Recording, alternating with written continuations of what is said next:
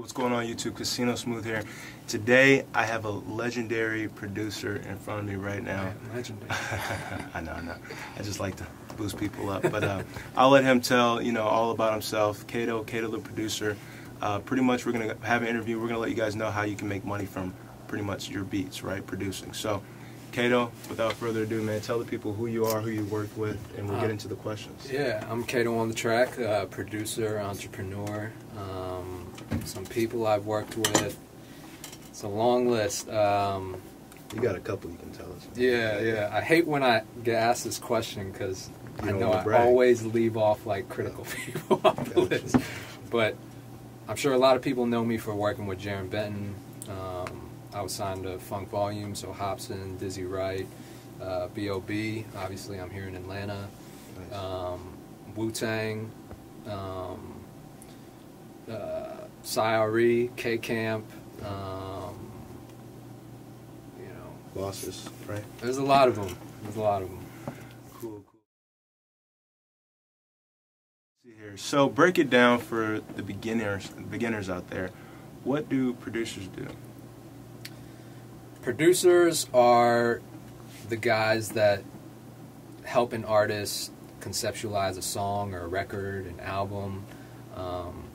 To me, a producer is more than just a beat maker. Mm-hmm. So, of course, in hip-hop, we create the musical composition behind the music or the song.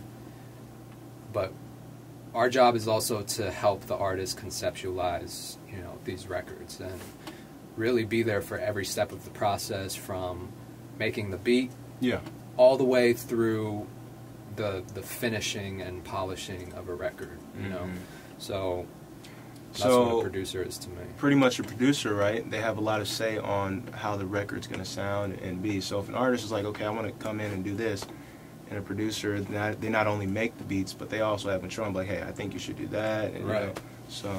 Yeah, cool. Absolutely. Even the way the cadences, like the way an artist says things, or the way a rapper is rapping a certain bar, or it comes down to the very small, minute details that a producer should oversee and work with the artist on.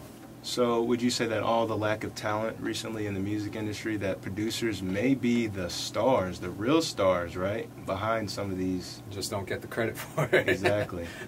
That's huge. It could be, but I do know that there's also a lot of guys who are just making the beats and feeding it to the artist and just let the artist do their own thing, which is fine too.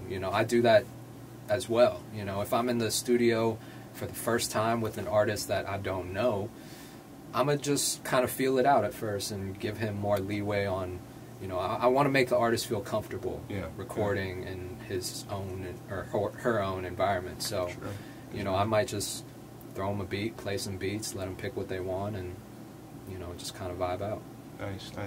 Okay. So, producers out there looking to create their own sound, how would you say that they should do that? How do you create your own sound as a producer? I know music artists, they have their own sound, Kanye, right, Lil Wayne, all different types of styles. How does a producer do that, and how do they refine it and make it better?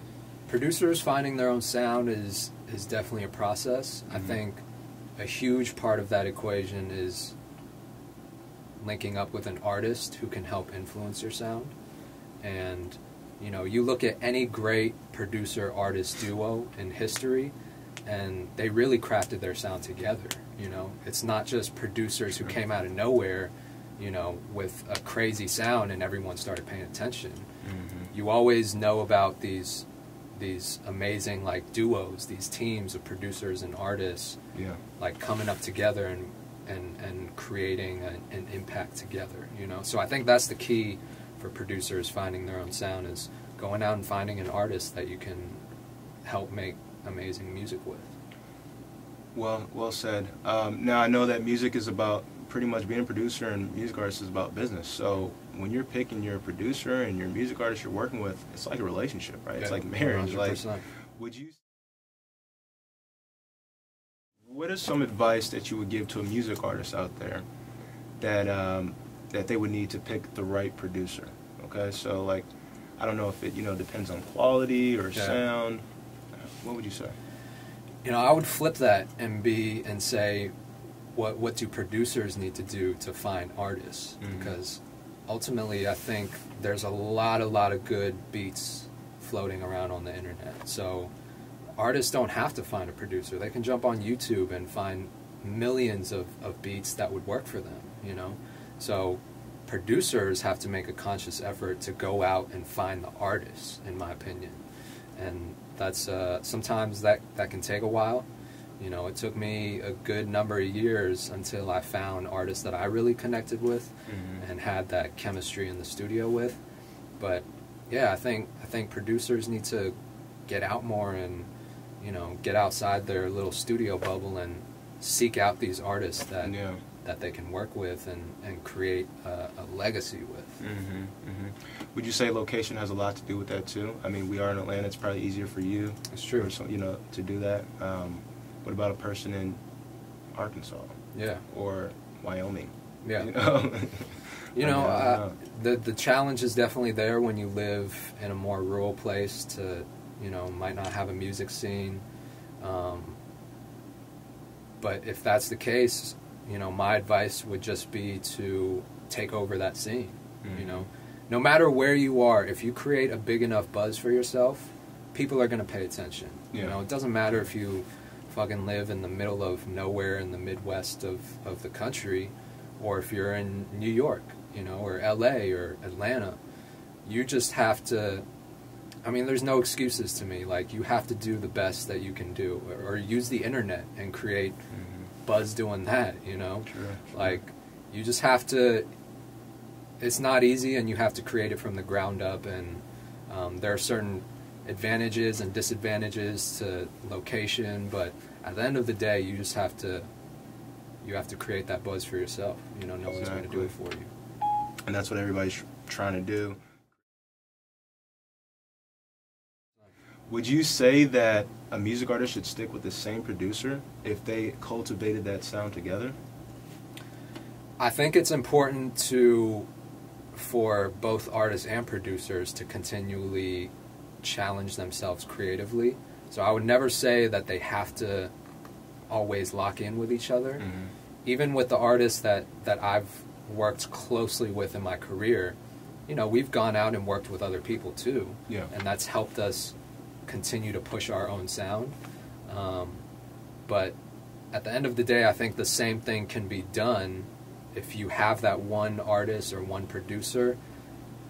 You know, you guys can push your sound together, and that's always going to be there. You know, as long as you're on the same page as far as where you want to go in your career and all of that. Like, you know, that's one great thing about having that one person to fall back on, is that you guys can always continue to challenge yourself creatively, and I think that's the best part about working with a team, you know. Nice, yeah. So what would you say are the steps to get there? I mean, think about it. There's tons of producers out there that are behind the scenes that may not want to be behind the scenes. You know, do they have to put their tags in the song more? Like, what do you do to actually get to that level? And I know, you know, it's all about creating a business and a brand, but what are some of those steps?